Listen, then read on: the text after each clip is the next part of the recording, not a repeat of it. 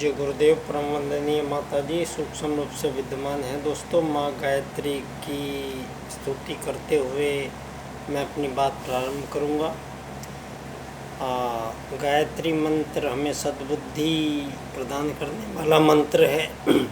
मानव की असीम संभावनाओं के जागरण के स्रोत के रूप में उसको जागृत करने का एक सुअवसर है और मानवता की सभी प्रकार की उसकी परिभाषाएं, मानव जीवन के उसके कर्तव्य, मानव जीवन के कर्म, मानव जीवन का संपूर्ण जो जीवन दर्शन है उसका निर्धारण मानव जीवन का करते हुए दोस्तों, धरती पर आज की जो परिस्थिति है, हम लाखों करोड़ों साल से यहाँ मानव जीवन धरती पे आते रहे हैं और मानव प्रारंभ काल में हजारों साल की उम्र लेके इच्छा मृत्यु प्राप्त कर किए हुए इसी मानव देह में वो आत्माएं आई थी धरती पे। सतयुग कहलाया था।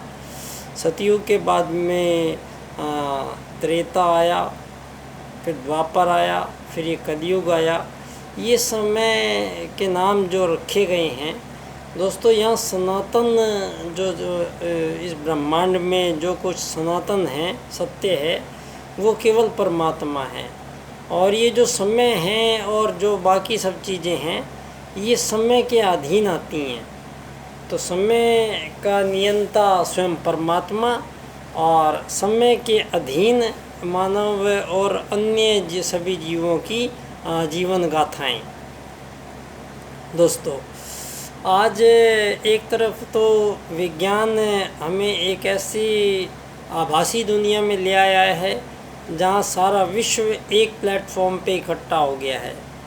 तो यहाँ फेसबुक है, ट्विटर है, ये सभी इन धनी लोगों ने अपने अपने ऐसे ये खरीद के बैठ गए हैं सारे आसमान में जो सैटेलाइट्स हैं, और उन सैटेलाइट्स को खरीद के और मानव जीवन से संबंधित उसके सारे जीवन काल में मानव जीवन को प्रभावित करने की जो शक्ति है वो ये धनी लोग लेके बैठ गए हैं। यही डर था वो जब देश आज़ाद हुआ तो आज़ादी के समय पे बहुत बड़ा विश्वासघात तो यही हुआ कि देश आज़ाद तो कराया था सुभाष चंद्र बोस जी ने और सरकार भी स्थापित हो गई थी और कई देशों ने मान्यताएं भी दे दी थी और खुद का डाक टिकट और खुद का मुद्रा, खुद की सेना, खुद का विदेश विभाग, खुद की खुफिया विभाग, खुद की सेना, और उन्होंने पूर्णतः आज़ाद भारत की पहली सरकार का गठन हमारे उस वीर सेना नायक ने किया।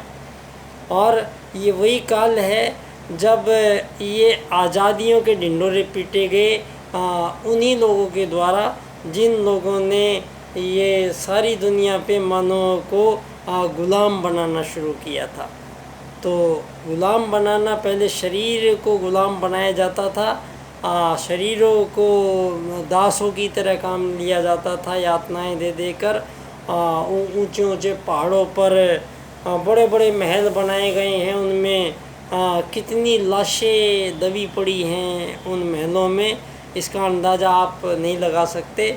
एक पहाड़ी पे उस समय इतने भारी भरकम चीज़ें ले जाने वाले ये गुलाम लोग मानव थे। ये आपके आज सारी दुनिया में आप अपने आप को विकसित बताते हुए, सारी दुनिया में ट्रेडिशनल हेरिटेज बताते हुए आज एक एक किले के बीच में दबे हुए उन हजारों उस समय की उन आत्माओं को भी याद कर लेना काफ़ी होगा जो इस पूंजीवाद से इस सारी धरती पे मानव को भोगवाद के अंतर्गत भौतिक दर्शन के अलावा केवल एक शरीर मानते हुए सारा का सारा निर्धारण जीवन का इसी प्रकार से किया गया है जिसको पूंजीवादी लोकतंत्रवाद संचालित कर रहा है। तो दोस्तों, यहाँ अब ये युग परिवर्तन बेला है परम पूज्य गुरुदेव की। तो युग परिवर्तन की बेला में सबसे पहले मानव का परिचय बदलेगा। आप मानव को एक शरीर मानते हो, मानव को आप विकसित मानते हो, अति विकसित मानते हो, अल्प विकसित मानते हो, विकासशील मानते हो, आप मानव को यूरोपियन मानते हो, आप गोरा काला मानते हो, मानव को आप SC ST नॉर्मल जनरल कितनी कैटेगरीज मानते हो।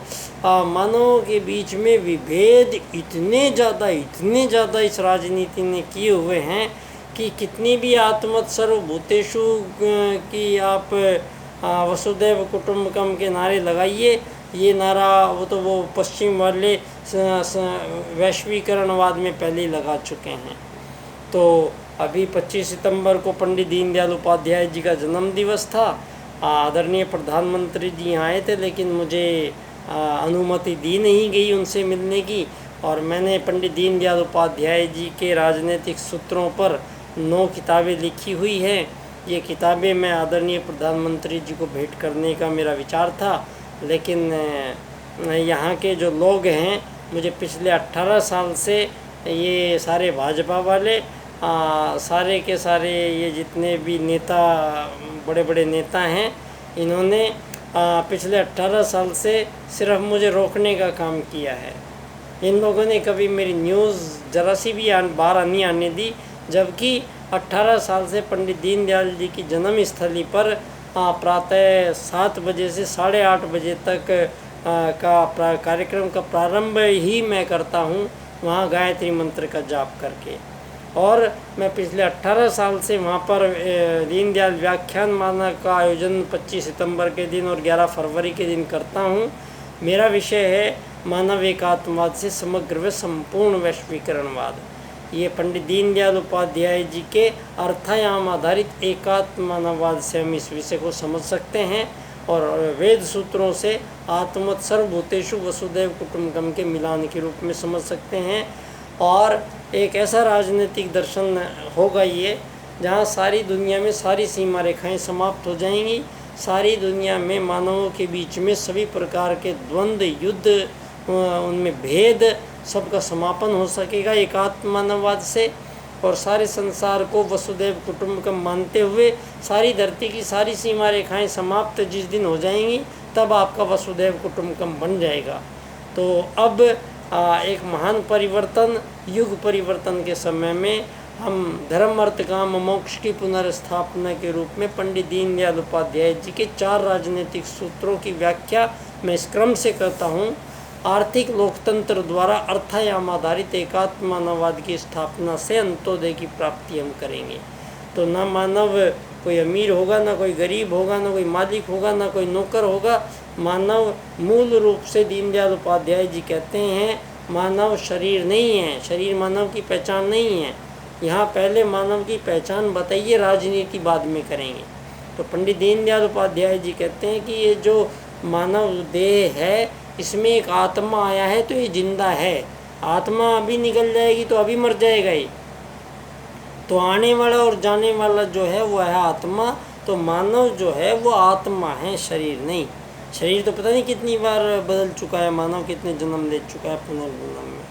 तो मानव को इस शरीर में आके एक अवसर ये मिला है समस्त जीवों से अलग, जिससे उसे सर्वश्रेष्ठ जीव कहा गया है कि मानव यहाँ खुद का साक्षात्कार करते हुए, परमात्मा को समझते हुए आपने मोक्ष प्राप्ति के मार्ग के पे इस मानव देह से अपना लक्ष्य प्राप्त कर सकता है।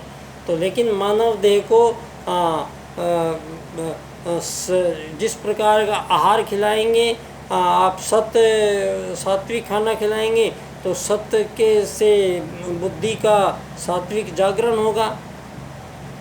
और आप मानव को एक शरीर मानेंगे तो मानव के लिए फिर शरीर इम्पोर्टेंट हो जाएगा। फिर उसके लिए रोटी, कपड़ा, मकान, शिक्षा, स्वास्थ्य, सम्मान और सारी ज़िंदगी भर का संघर्ष और मानव का मानव से कंपटीशन, और यही सब पूंजीवाद चला रहा है। तो पूंजीवाद को समाप्त करते हैं दीनदयाल उपाध्याय जी। अर्थायाम में कहते हैं, ना किसी के पास धन की कमी हो, ना धन किसी के पास ज़्यादा हो, ना कोई अमीर हो, ना कोई गरीब हो, ऐसी राजनीतिक व्यवस्था देने की पूरी गारंटी अर्थायाम आधारित एकात्मवाद से सारे संसार को दीनदयाल उपाध्याय जी प्रदान करते हैं। मेरा ये विषय मैं सारे संसार के सम्मुख कहीं भी प्रस्तुत करने के लिए तैयार हूँ। मेरा विषय है मानव एकात्मवाद से समग्र व संपूर्ण वैश्वीकरणवाद, टोटल एंड कंप्लीट ग्लोबलाइजेशन। न रहेगा बांस, न बजेगी बांसुरी, सारी धरती की जितनी भी सीमा रेखाएं हैं वो सारी समाप्त हो जाएंगी। सारी धरती के मानव एक कुटुंब कहलाएंगे और सारी धरती को मिला के एक विश्व सरकार होगी और उसका गठन कहीं और किया जाएगा और सारी धरती के बुद्धिजीवों को वहाँ भेज दिया जाएगा और सारी धरती पे केवल यात्री समझ के रखा जाएगा सबको, और मकान बनाने की ज़रूरत नहीं, ज़मीन खरीदने की ज़रूरत नहीं, किसी भी प्रकार के कोई बिल देने की ज़रूरत नहीं, बच्चों की फीस देने की ज़रूरत नहीं, बच्चों की शादी करने की ज़रूरत नहीं। आपकी जो वो ज़रूरतें जो आपको परेशान करती हैं, वो ज़रूरतें जो आप पूरा नहीं कर पाते हैं, वो ज़रूरतें जो आपको आत्महीनता में ले जाती हैं, ये सारी की जो मानवीय ज़रूरतें थी ये दीनदयाल उपाध्याय जी इनको निःशुल्क 7 अरब लोगों को प्रदान करने की पहली गारंटी देते हैं। उसके बाद हम आपको एकात्मवाद के राजनीतिक दर्शन से रूबरू कराएंगे। तो बहुत बहुत धन्यवाद। बच्चा डॉक्टर बाल्यकाल सेवा संस्थान का अध्यक्ष बने रहें मेरे विषय के साथ, दीनदयाल उपाध्याय जी के साथ और बाल्यकाल सेवा संस्थान के साथ। बच्चा डॉक्टर, धन्यवाद, नमस्कार।